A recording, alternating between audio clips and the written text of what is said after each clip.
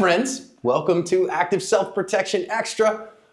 We're turning John's briefs into a series on, let's talk about the times John gets his butt kicked in the comments. Not really quite that bad. Those. In this particular video, though, there's a small but virulent group of people in this 1A auditor community who were very nonplussed that I said that I wasn't a big fan of 1A auditors, even though in the incident in question, I said what they did was justified, and they got it right. Because I said I wasn't a big fan of the First Amendment auditor kind of ethos, they got frustrated with me. So I brought the attorney Tim in to talk about it. So they can have somebody else to hate. Awesome. To win the fight after the fight, you need help.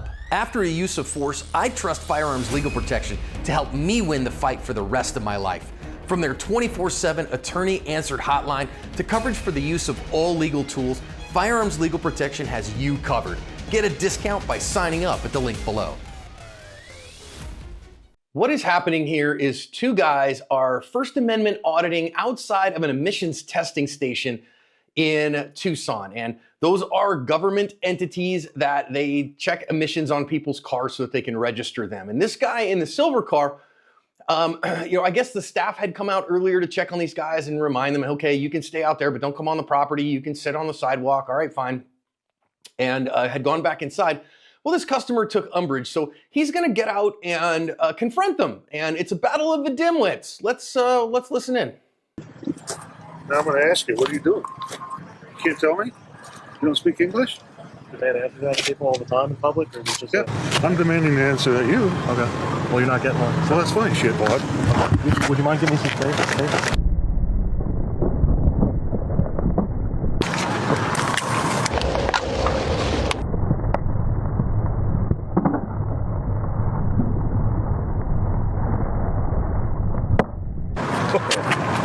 Oh, that's good. What are you, out of your mind, bro?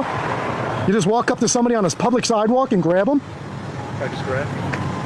No, I got the whole thing on video. What the hell is wrong with you? How about you next? Yeah, you don't fuck with me, bro. You didn't take Back me down. up, back up. I got something else that'll take. Just stay out of my face. You just assaulted a 17-year-old kid on the sidewalk. No, I didn't. Yeah, you but did. I can assault an old bastard like you. Knock yourself out, bro. If that's what you want to do, knock yourself out. I took that camera out of my face. I would suggest you get in your car and go about your day. Well, really? Yeah. And stop walking towards me. Or what? Just stop walking towards me. Public sidewalk. Yeah, well, you obviously don't know the rules, my friend. I would just get back in your car and go home. I'm going to call the cops. You're going to call the cops after you assaulted a 17-year-old kid? You're going to leave here in handcuffs. You're on 2 cameras. Okay. All right. Hate is better when it's spread around. Yeah, if it's thin, it's thin, more tolerable. Right? Yeah, it's more tolerable. And a reminder to all of you, because here on Active Self-Protection Extra, you guys are a smaller, I think more dedicated audience, certainly a smaller audience than we have on the big channel. I'd encourage you. I know on a lot of big channels, or in the internet space, you feel like I can make a comment and it's no big deal because it just goes off into the ether. On a lot of channels, those creators are actually reading those comments. And so you're talking to a person, right? And so, just slinging arrows. And when you go, hey, the first time you read a comment, it's a comment. The 100th time you read somebody calling you a poop head, that starts to get a little bit much. And that's why a lot of creators don't read their comments. We do at Ask. So I get to, I don't know if you know this, but I actually have a rule. Stephanie made me a rule. We call it the 3FU rule. And if I get to 3 times in one day that I tell somebody FU, then I have to log off comment moderating for the day. She's like, okay. That's a good rule. That's a good rule, yeah. It's a corollary to the Raylan Gibbons rule, right? That Raylan Gibbons says, if you run into an asshole in the morning, you ran into an asshole. But if you run into assholes all day, you're the asshole. So, she goes, nope, you can't become the asshole, John. No. All right, fine. In this particular case, what I really said was, okay, I just don't like exercising rights at people. Yeah. Now that to me, somebody's like, well, you don't believe in the Second Amendment then, because if you don't believe in the First Amendment, you don't believe in the Second.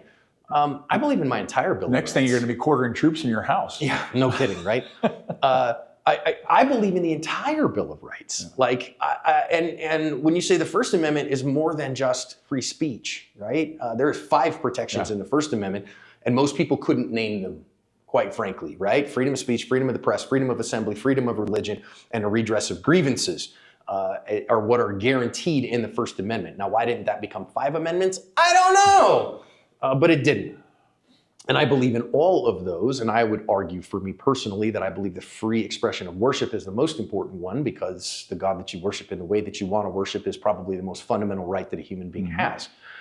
But I think in even those, as somebody who tries to walk the way of Jesus, when I worship at someone, when I practice my faith at someone, I find that to be just, I don't know, uncouth, objectionable, not helpful. I think it's off-putting to a lot of people. Off-putting? Yeah. And so It's a good analogy. I hadn't really thought of that, but yeah, if you're imposing your beliefs on somebody else, that's a tough sell usually, right? I mean, that's not easy to do.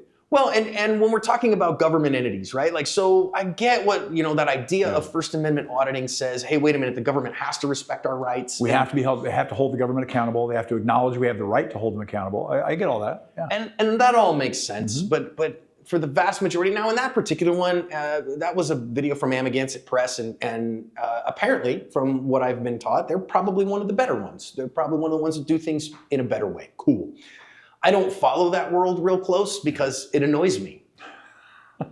That's the truth. The analogy to me is, and we've talked about this on your channel before as well, and I've dealt with this as a judge, I think 3 occasions now, is the whole sovereign citizen thing. Oh, boy. And that, it just sort of, it seems to me that it's kind of on the same shelf in the same library as those guys, Same shelf on the library. And it's just like, I get it. I get holding the government accountable. I get that you're an individual person. You're taking it too far. It's just. I feel like the sovereign citizen folks, they're like, Harry Potter, they're like Hogwarts trained wizards. They have like their magic spells, Your society does not apply to me. Yeah. Exactly. Your Admiralty flag and this treaty of 1699. Right. As long as I have the magic spell, my potions class. I don't have to get a driver's license. I don't have to pay taxes. Yeah. Yeah. Oy vey. That's not how this is going to work. But you're okay to drive on our road and take Medicaid. I noticed. Yeah. So that's all. That's like how far down the rabbit hole do you want to go? Right. And I believe in hey, wait a minute, no. Just like I believe in respecting Second Amendment rights, and the government says, no, you can't do that. Well, this is why I love things like, everybody still knows Bruin right now, or State Rifle and Pistol Association v. Bruin. But, Dick Heller was, 2008. Now that's practically ancient history at this point. Everybody forgets about Heller McDonald. Exactly. Yeah, Otis McDonald, in Chicago, right? So DC versus Heller and McDonald versus Chicago are huge issues. And those men saying, hey, you need to respect my right to keep and bear arms. And those ones started that, and then Bruin made it even better. And so I value those things. And I think those are appropriate venues for that, right? Like, hey, we're looking for a plaintiff in a case like this so that we can do those things. I think my thing is, in an age of social media, when we exercise our rights at people, that's not different than YouTubers pulling stupid pranks on people for filming it for clicks, and that you go, well, it's different though because it's government. Except for me, like, all right, can I be John for a minute and not the founder of ASP? Like, okay, let me be John for just a minute, right? Not like the sovereign citizen says, yes, you can. Yeah, okay, fine, right? Like, step away from ASP just a second. Like, I've had big trouble when I was pastoring a church with the IRS. Okay, so when we were pastoring a church, the IRS came and claimed that our facilities, we owed them $30,000 in property taxes. And I was like, guys, we're a church. Like, churches don't pay property taxes. No, you're not. Really? You're not a church? Let me show you all the pictures of the religious observances going on here. Like, this is a church. It's been a church since it was formed in 1976. I don't know what to do with you. So then we call, and guess what happens when we call and talk to an individual? They're kind and helpful. Everybody always talks about government like it's this big, amorphous, smoky thing, like the smoke monster in Lost, and it's going to eat. Government is people. Right. And there's good and bad. And a lot of times the people higher up are bureaucratic jerks, but the people lower down are the people just like you and me who are doing a job the best they can. And they probably don't like some of the things their boss is making them do either. So yeah, you got to remember that. The government is not this amorphous thing. It's people. Well, and what we always found was, like, we talk to an individual and they go, oh God, that's silly. Why in the world would you get that? And that stuff, we actually ended up getting a CPA involved, and it was just a big to-do. He was incredible. Rhett Butler, CPA, I love you, Rhett. His name's really Red His Butler. name's really Red And does he Butler. give a damn? Yeah, he does give a damn, in fact. That's awesome. He's a good friend. His wife, Steffi, went to seminary with me, and she's a fantastic counselor. Rhett, you sounds like you're a great guy, but you got the best name ever. So, And every time we talked to an individual, they were kind and helpful. And then we'd get a letter back from the big faceless bureaucracy, and it would be terrible and unhelpful. right. And That's then, the same with the ATF. That's what yeah, I found. exactly. With the ATF. Yeah. You know, Yep. almost every time I've talked to an individual, like Yep. you go up at SHOT Show and you go talk to the ATF booth. Nicest guys. Nicest people, nice men and women, and they want to help. Reasonable, And pro-gun, Yeah, yeah. they're trying to do the best they can. And then you look at the big faceless organization, Mm-hmm. and it's terrible. So my challenge with the auditing piece is that we're blaming the problem of the bureaucracy on the poor local individual who's just doing the best job. You're they chipping can. away at the 24-year-old kid who's working at the, testing emissions, and you're, putting a camera in his face all the time and yelling at him and stuff. It's like, wait, he's not the problem. Well, and in the case of that video, the employee, guess what? If you go watch the original, right? The employee came out and was like, hey, if you want to water, we've got waters in there. You want to use the bathrooms, that's fine. Just, do me a favor and don't be a jerk about things. And so they let him alone. Yeah. All right, we understand. You get to do what you get to do. And it's not different than we had a protester one Sunday when I was pastoring a church, right? So I'm pastoring a church. And then this one random Sunday, somebody goes, hey, John, there's a guy out on the sidewalk with a poster. I'm sorry, what? So I go out there to see him.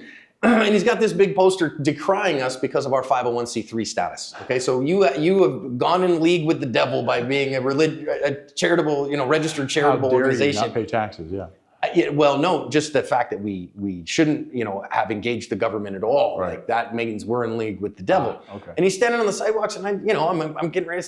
15 minutes till service, right? So I'm engaging with making sure the childcare is ready and everything else is saying hi to people and drinking coffee.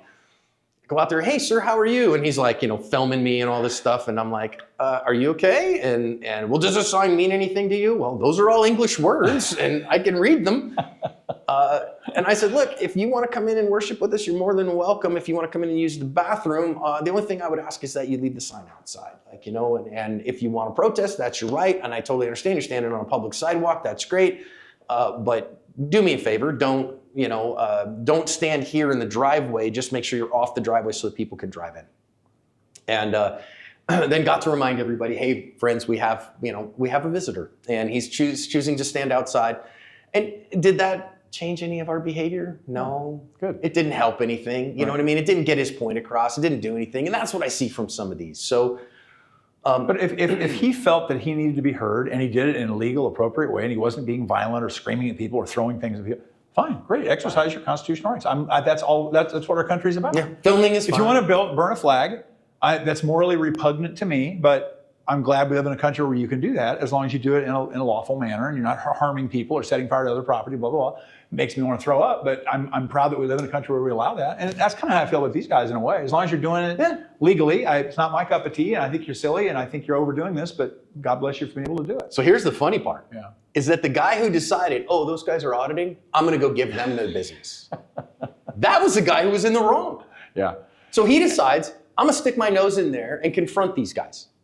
That's stupid. Yeah, really stupid. That was really dumb. And not to judge on the way the guy looked or anything like that, says the lawyer as he gets ready to judge the guy on the way he looked, but he just came across like a total doofus. I mean, what are you doing getting into this thing, man? You're over your head. Not the best for sure. No. And then decides, okay, this young man who has a camera, he's like 17 years old, I'm going to reach out and grab his hand because I don't like the fact that he's filming me. Friend, you've just committed assault. Touching somebody and putting them at reasonable fear that you're going to harm them could be seen as assault. When I saw that, it certainly could be. Absolutely, you're correct. But as I saw this, I couldn't really tell. And you know cameras and stuff a lot better than I do.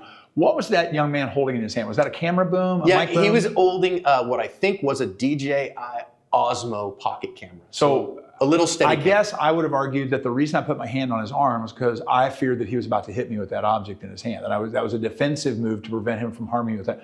That'd be my argument. And that's kind of how it looked, but it might have just been the guy being an idiot too. I think he's filming him with that thing. Yeah. And so then I think he grabbed it to get it. Oh, That's you assault. can't film me anymore. That's assault. So then the kid OC sprays him. Yeah. No problems in my book at all. You're totally okay if that guy grabs a hold of you. I'm just filming you with this little, boom. It's a little Steadicam. I own one. I'm filming you with this little Steadicam, and he grabs it and knocks my hand down. No, you can't do that, and I don't want to fight you. I will also say from a practical perspective, I don't know what OC spray he had. It was not. Yeah, it didn't seem to have much effect. Yeah. I mean, it eventually got the guy to go Yeah. away. This is why we recommend Palm, because it's good stuff. The one thing is remember about 10% of people are low effect to OC spray.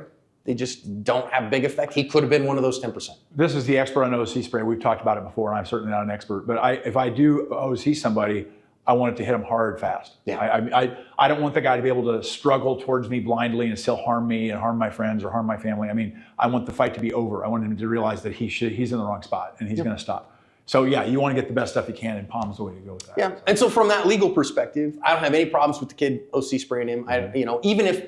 Even if the guy assumed like, look, he's got that camera, what I thought was a camera, and I thought he was going to bonk me, so I grabbed him. Then that young man could very reasonably have said, no, I was just filming him with it, and so I perceived he grabbed my hand, and he was going to assault me, so I OC sprayed him. That's, I think, I could reasonable. have seen this thing going. Maybe I was the prosecutor. I could have seen this thing going where no charges were filed. It was like mutual combat, two idiots kind of a thing, because nobody was really harmed.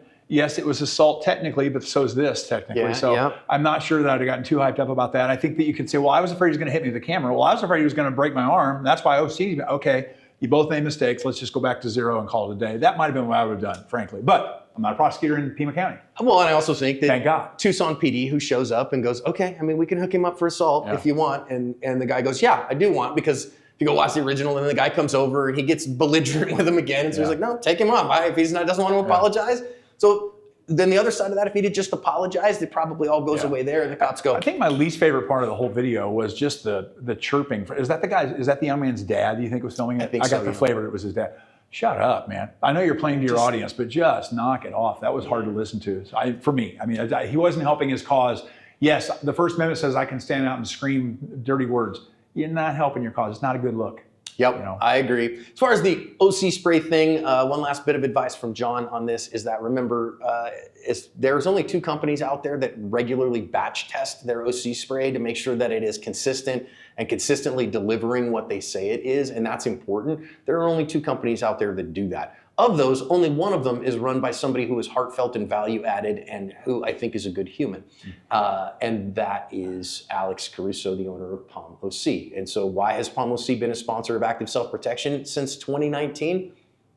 Because of that. There you go. Have others approached me? Yes, numerous times, and numbers of them, with fistfuls of dollars. And no, thank you, I appreciate your time. So yeah. Anyhow, it's weird to be around people with integrity. I'm telling you, you guys are on the right channel. It's fun. Listen, man, I told you earlier, right? Like the right to free worship is my biggest thing. And I know at the end of days, I'm going to stand before Jesus and answer for what I did. And the devil can claim that a lot of faults in mine, but I don't want him to get me with money. That's just one I don't want him to get me with. That's just, it's too easy. It's too stupid, right? You ain't gonna get me with money. You're not gonna get me. My wife and I just celebrated our 30th wedding anniversary. You ain't gonna get me with sex. Too old for that crap anymore. You're not gonna get me with that. You're not gonna get me with money. So figure out something else. So anyhow, I think this is an interesting one, right? I believe in all of my Bill of Rights, okay? All of it. This is why, like, when somebody's like, well, these defense attorneys, they're a bunch of scumbags. Why would you defend somebody who's guilty? Guys, have you read the Fifth Amendment? They are guaranteed. That is a constitutionally mandated office to have counsel. The Fifth and the Eighth Amendments, this is what they're constitutionally mandated to do. And the other response that I gave to that argument, because you do hear that argument from time to time, how can you represent scumbags, The point is, I own my own law firm, so I don't have to represent people that I truly feel are morally repugnant. They can go find another lawyer. But the fact is, my job isn't to get people out of trouble. My job is to hold the government accountable, make sure the government's following the Constitution, following the law, and playing by the rules. And I think we all want that. And that's, I'm not going to stand on the sidewalk and video some guy working in an admissions place. I'm going to try to make sure the government's doing their job correctly. If they're planning on ruining somebody's life, they better do it right. And I view that as my job more than getting scumbags out of trouble. I want it to be because they ruined their own life, not because the government decided to ruin somebody's life who they should. That's right. And I have lots of clients when I say, look, you really screwed up. This is a good deal. You better take it or you're an idiot and you need to pay your price. I've had that conversation hundreds of times. But the point is, that's where I believe the government's doing the right thing for the right reasons in the right way. And sadly, that's not always the case. But there you go. Anyway. We went a little far afield today. And talked about constitutional protections. It all started with Tucson. Tucson is always the nexus of good conversations right there. Hey, there you go. Tim, appreciate the discussion. Always, buddy, always.